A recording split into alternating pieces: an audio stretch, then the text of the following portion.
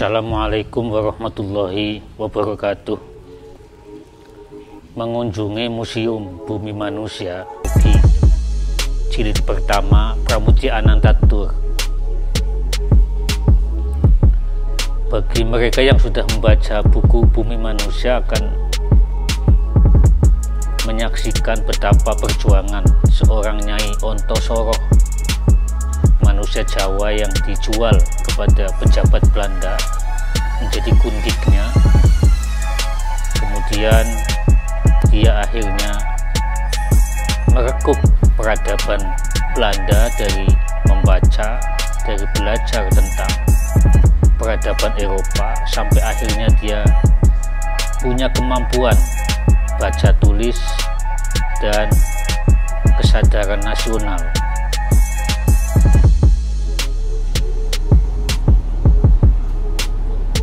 Kita masuk di area museum ini melihat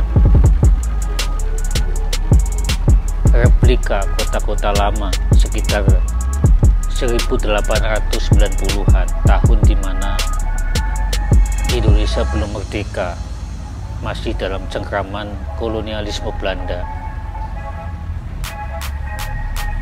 Memasuki museum ini kita dapat menyaksikan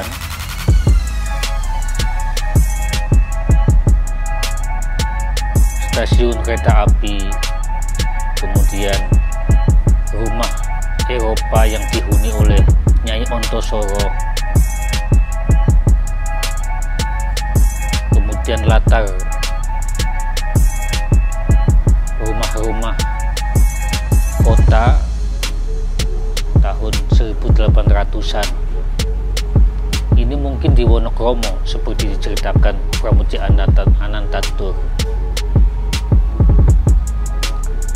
Novel ini memang sangat membangkitkan siapa saja yang membacanya, karena dengan membaca novel ini manusia diajari tentang kemandirian seperti dilakukan oleh Nyai Ontosoroh. Mingke, tokoh lainnya adalah pemuda Jawa yang mengenyam pendidikan tinggi sebagai anak priayi. Dia mengagumi peradaban Eropa, tetapi pada saat sama dia mengecam praktik feudalisme Jawa yang membelenggu dan mengekang kemerdekaan.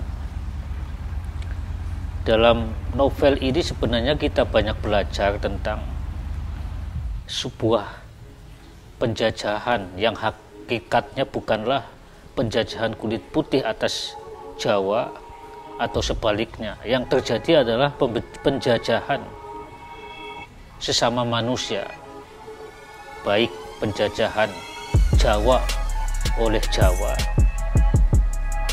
bahkan di dalam kita sendiri ada ego sentris untuk menguasai dan menjajah. Inilah yang diceritakan dalam Bumi Manusia. Menyusuri museum ini seperti menjadi pelaku abad ke-18 atau awal 19. Tokoh-tokoh yang dipakai oleh Pramudia Anantatur adalah Herman Melema, seorang Belanda yang ditugasi di Jawa untuk melakukan tugas pemerintah Belanda, tapi kemudian dia mempunyai gundik, yakni Sanikem, seorang gadis Jawa yang dijual bapaknya hanya untuk naik pangkat. Dan Sanikem berkembang dari buta huruf, dari gadis yang tidak tahu apa-apa, lalu dia diajari hidup bersama dengan Herman Melema, dan dalam perkawinannya Sanikem meningkatkan kualitas dirinya melalui belajar membaca, merawat diri, menggosok gigi. Herman Melema lah yang mengenalkan kepada Sanikem untuk membiasakan gosok gigi, merawat diri, hidup bersih ala Eropa, membaca koran, membaca buku, berpikir kritis, menggunakan nalar. Akhirnya Nyai Ontosoroh tampil sebagai wanita yang kuat. Dia melakukan usaha-usaha, dari hasil usahanya inilah dia berkembang, dan dia punya anak Annelies dari perkawinan dengan Herman Melema.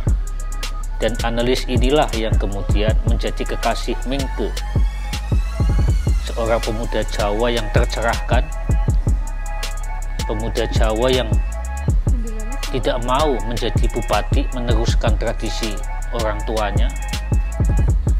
Dan kebangkitan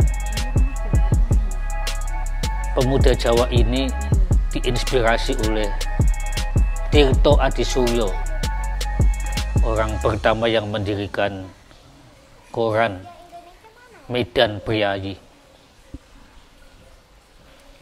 Dari Tirto Adisuryo inilah Mingke mendapati tentang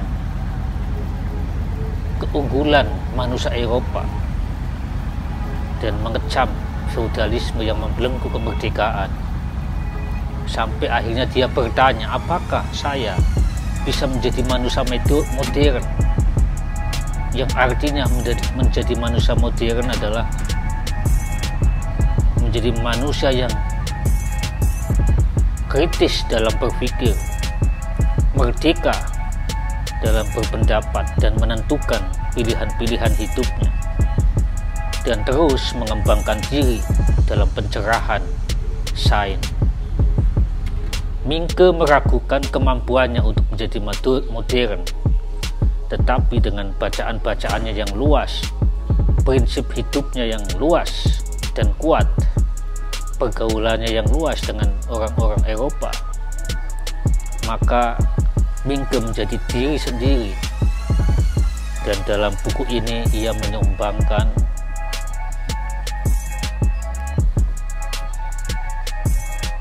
kesadaran akan tanah air. Pada tahun 1890-an adalah peralihan abad dari ke-18 dari 18 ke 19, maka novel Pramudya Anantatur ini dianggap sebagai karya terbesar oleh New York Times sebagai karya terindah, dan pengarangnya Pramudya Anantatur berkali-kali dinominasikan sebagai penerima Nobel, sebuah prestasi yang luar biasa yang jarang didapatkan oleh manusia. Tetapi nominasi ini kemudian tidak pernah tercapai. Karya-karya Pramudya Anantatur sungguh membangkitkan mereka yang sedang terpuruk, mereka yang merasa minder, dengan membaca buku ini akan terinspirasi bahwa kebangkitan, bahwa kemajuan hanya dapat diperjuangkan, bukan ditunggu. Dengan mengunjungi museum Bumi Manusia di Desa Gamplong, Sleman, Yogyakarta ini, diharapkan kita dapat memetik makna sebuah kemerdekaan, makna sebuah penentuan nasib diri sendiri untuk memilih masa depannya, tentu dengan pilihan-pilihan yang lebih merdeka dan berkualitas. Wassalamualaikum warahmatullahi wabarakatuh.